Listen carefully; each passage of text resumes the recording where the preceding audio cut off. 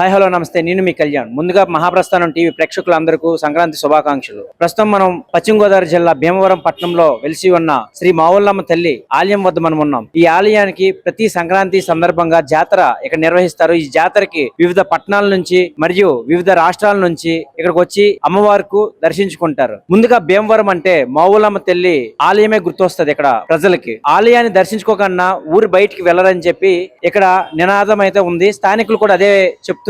ఇక్కడ స్థల పురాణం, అదే విధంగా ఆలయం యొక్క చరిత్ర, జాతరని తెలుసుకుందాం రండి.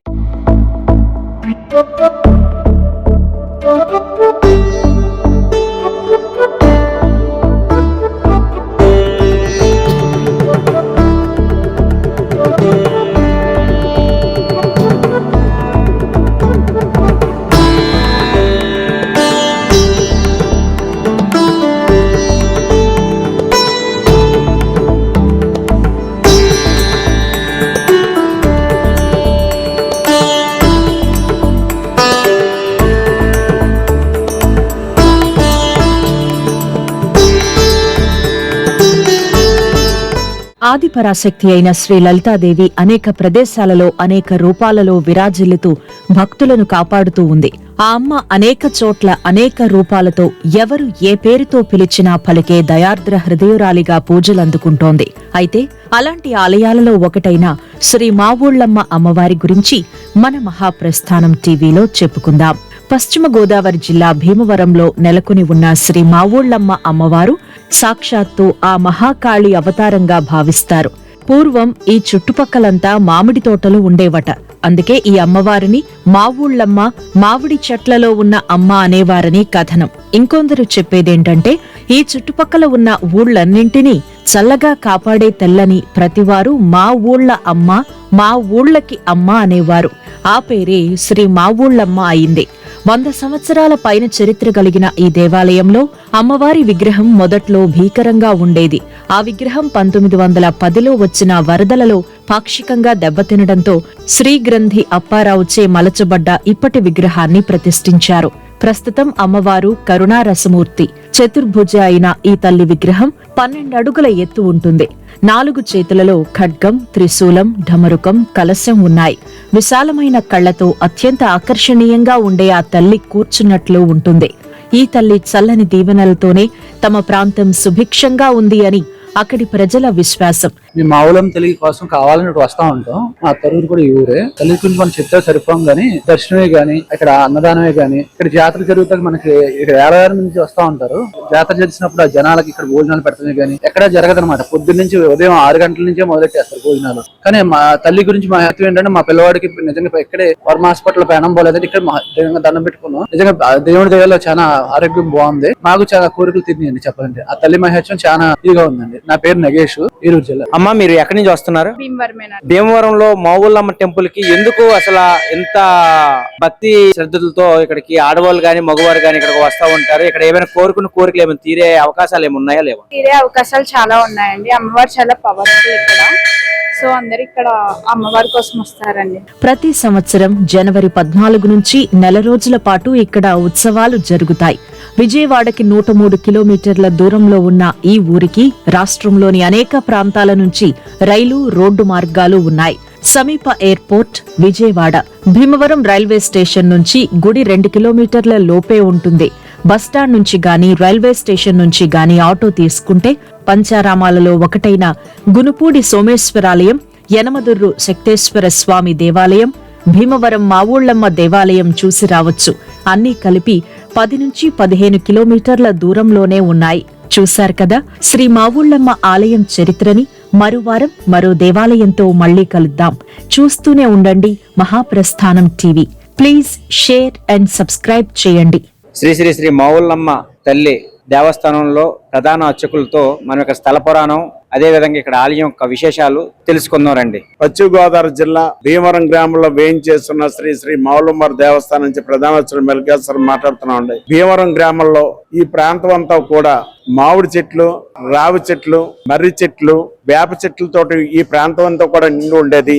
ఈ ప్రాంతంలో ఇక్కడ ఉన్న భక్తులకి అమ్మవారు బాల రూపంలో చిన్న రూపంలో అమ్మవారు దొరకడం జరిగింది. ఇక్కడ ఈ మామిడి తోటలో దొరికారు కాబట్టి మొదటిగా మామిళ్ళమ్మ అనే నామకరణం చేసి అమ్మవారిని ఇక్కడ సుదూరంలో ఈ ఆలయానికి సుదూరంలో ఒక పూరిపాక వేసి ఆ పూరిపాకలో ఈ విగ్రహాన్ని ప్రతిష్ఠించి పూజలు చేసుకోవడం జరుగుతూ ఉండేది. జరిగాక ఇక్కడ ఉన్న ప్రజలందరూ కూడా అమ్మవారిని పాకలో కన్నా ఒక ఆలయం కట్టి ఆలయంలో ప్రతిష్ఠిత మంచిదని తెలిసి మొత్తం అందరికి ప్రజలందరూ కలిసి కాలుకూరు నుంచి ఒక శిల్పిని తీసుకొచ్చి అమ్మవారి యొక్క రూపాన్ని మలచాలని చెప్పని ఆ శిల్పికి చెప్పగా అమ్మవారు ఆ శిల్పికి స్వప్నంలో కాళికామాత రూపంలో అమ్మవారు కనబడటం జరిగింది. కాబట్టి అమ్మవారికి కపాలమాలతోటి మన అమ్మవారికి రూపాంతరం చేయడం జరిగింది. అప్పటి నుంచి కూడా అమ్మవారిని మామూలుగా పూజిస్తున్నారు. కానీ ఇక్కడ నివసించే ప్రజలందరూ కూడా వివిధ ప్రాంతాలకి వృత్తిరీత్యా గాని వ్యాపార రీత్యా గాని ఉద్యోగ రీత్యా గాని వివిధ రాష్ట్రాలకి వివిధ దేశాలకి తరలి వెళ్లి మా ఊరమ్మ మా ఊళ్ళమ్మని నోటి మాటగా అమ్మవారు మామూలమ్మలాగా మా ఊళ్ళమ్మగా చెప్పడం వల్ల అప్పటి నుంచి కూడా అమ్మవారు మా ఊళ్ళమ్మగా నామంతో విరాజిల్లుతున్నారు. ఇక్కడ అమ్మవారిని మనం ఏ కోరిక కోరినా కూడా అమ్మవారు మనకి ఆ కోరిక నెరవేరుస్తూ ఉంటారు. కాబట్టి సంతానం లేని వారికి సంతానం కలగజేస్తారు. అలాగే ఉద్యోగం లేని వారికి అలాగే వ్యాపారంలో కానీ ఇదే అని కాదు ఆ అమ్మని మనం కోరుకోపోవటం మన తప్పుగా ఉంటుంది. కాబట్టి ఏ కోరిక కోరినా నెరవేరుస్తూ ఉంటారు. కాబట్టి ఆ కోరికలను కూడా ఆ మహాతల్లి నెరవేరుస్తూ ఉంటారు. అలాగా సంతానం లేని వారికి సంతానం కలిగితే మగపిల్లవాడు అయితే మావుళ్ళయ్య అని ఆడపిల్ల అయితే మావుళ్ళమ్మ అని పేరు నామకరణం చేసుకుంటూ ఉంటారు. అలాగే కళ్యాణం అవన వాళ్ళందరికీ కూడా అమ్మవారు వారికి కోరిక నెరవేర్చేలా చేస్తూ ఉంటారు.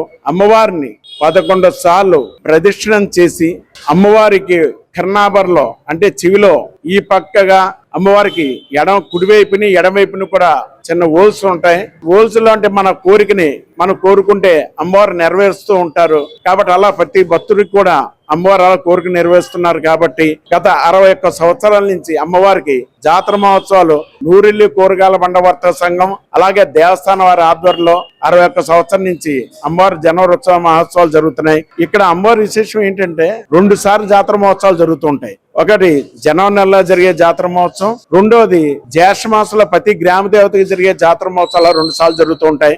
ఇప్పుడు ఈ జనవరి 13వ తారీఖు నుంచి అలాగే ఫిబ్రవరి నెలలో వచ్చే 2వ శుక్రవారం రోజు ఏ రోజు అయితే వస్తుందో ఏ తారీఖు అయితే వస్తుందో అంటే రోజు శుక్రవారమే ఏ తారీఖు వస్తే ఆ తారీఖు తోటి అమ్మవారి యొక్క అన్నదాన కార్యక్రమం చేయడం జరుగుతుంది. అలా 4 రోజుల పాటు విశేషమైన సాంస్కృతిక కార్యక్రమాలతో ఇక్కడ అమ్మవారి జాతర మహోత్సవం జరుగుతూ ఉంటుంది. అమ్మవారి ఉత్సవాల చివరి 10 రోజులు కూడా అమ్మవారికి అష్టలక్ష్మి అలంకరణ చేయడం ఇక్కడ విశేషంగా వస్తుంది. అవి ఇక్కడ జరిగే కార్యక్రమాలు. ఇవి నిత్యం జరిగే కార్యక్రమాలు ఉదయం 5 గంటలకి అమ్మవారి ఆలయం తెరవబడుతుంది. 5 గంటల ఆలయం తెరవించిన వెంటనే ఆలయం అంతా కూడా శుద్ధి చేసుకుని అమ్మవారికి 6 గంటలకి అమ్మవారి విశేషమైన మంగళారతి సేవ చేయడం జరుగుతుంది. అలాగే 9 గంటలకి సహస్రనామ కుంకుమ పూజ అవసర నివేదన, అలాగే మధ్యాహ్నం 12 గంటలకి అమ్మవారికి మహానివేదన కార్యక్రమం ఉంటుంది. అలాగే 1 గంట నుంచి అమ్మవారికి భక్తులందరూ కూడా దర్శనమిస్తూ ఉంటారు. అలాగే సాయంత్రం 5:30 అమ్మవారి ఉపాలైన వినాయక స్వామి వారికి పంచాహార సేవ జరుగుతుంది. సాయంత్రం 6 గంటలకి అమ్మవారికి విశేషమైనటువంటి పంచాహార సేవ జరుగుతుంది. ఈ పంచాహార సేవలో ఓంకార హారతి, నాగహారతి, కుంభహారతి, సింహహారతి, నక్షత్ర హారతి, అలాగే చివరిగా కర్పూర హారతితోటి నీరాజనతోటి అమ్మవారికి పంచారతి ముగుస్తాయి. అలా పంచారతి తదనంతరం నీరాజన మంత్రపుష్పం వేద స్వస్తి ఉంటుంది. అలాగే 7 గంటలకు అమ్మవారి సహస్రనామ కుంకుమ పూజ కార్యక్రమం ఉంటుంది. 9 గంటలకు ఆలయం మూసివేయబడతాం. ఇవి ప్రతి నిత్యం కూడా జరిగే కార్యక్రమాలు. ఇవి దేవి శరన్నవరాత్రులు అయ్యాక ప్రతి సంవత్సరం కూడా ఆశ్వయుజ పౌర్ణానికి అమ్మవారికి మాలాధారణ కార్యక్రమం చేయడం జరుగుతోంది. 40 రోజుల దీక్షానంతరం 41 రోజున మాల విరమణ జరుగుతూ ఉంటుంది.